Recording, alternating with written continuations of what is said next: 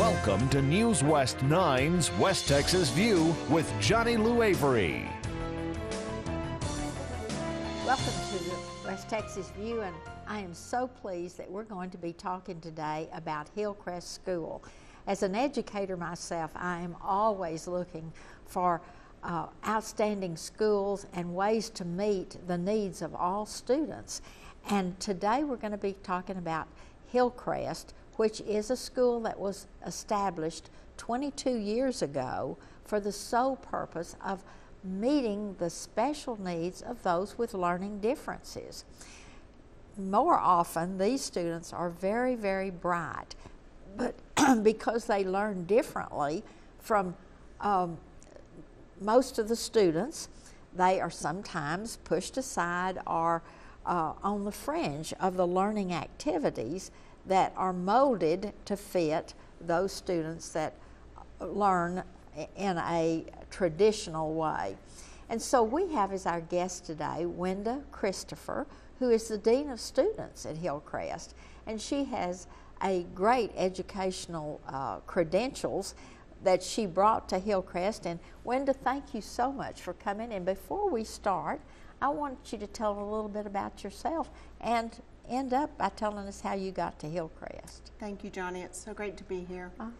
My educational beginning started in a family of educators. My mom was a teacher. She's a retired teacher. My uncle is a retired principal.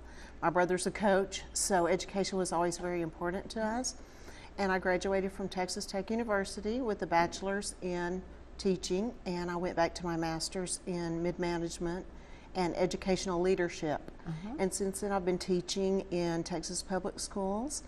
I taught in Brazil and the Philippines in the Peace Corps and at an IB English school. I also came back to get my master's, and then I've been working in administration as a principal, an assistant principal, a counselor, a reading specialist, and now I'm Dean of Students at Hillcrest. So I feel like I've had a great background, and everything has led me to be exactly where I am right here.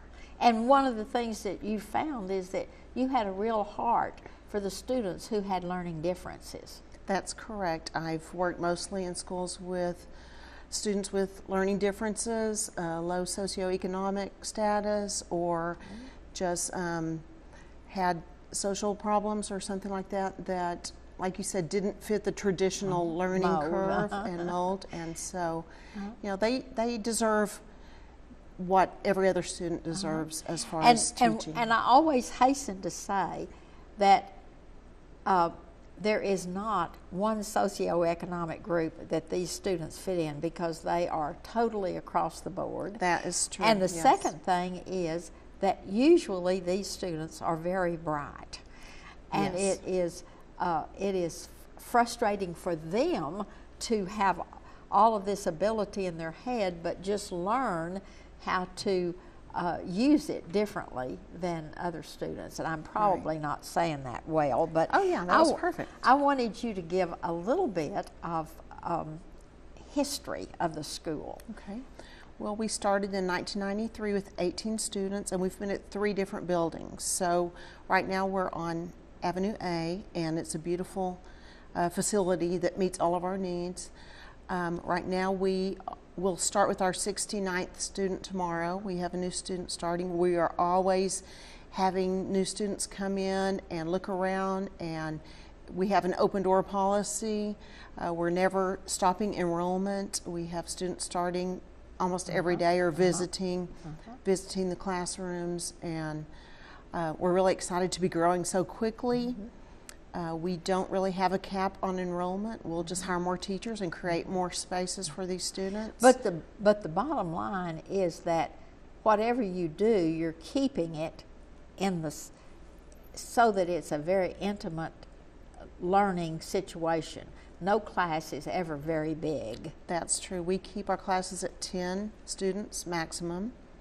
I feel like that way the students can meet the needs of, the teachers can meet the needs of the students. The students will not slip through the cracks.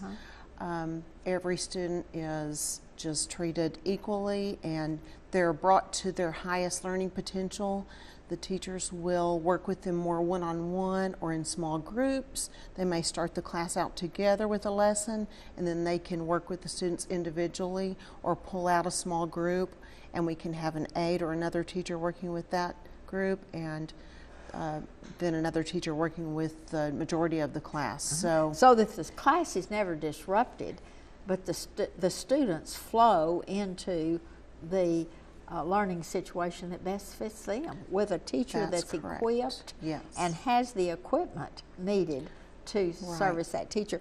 Another thing I really hasten to say again, as one who's worked really under the pressure of accreditation, this is an accredited school.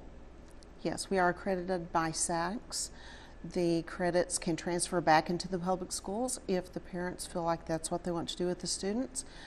When they graduate from high school, they have a transcript with all of their credits, and they can move easily into a major university just like students from the public schools. It's just like really any of our alternative schools, homeschooling or some of the private church schools or some of the other schools. I want you to go back though and tell a little bit about why Betty Starnes founded this school 22 years ago, because I think that is a very telling story about the value of this school.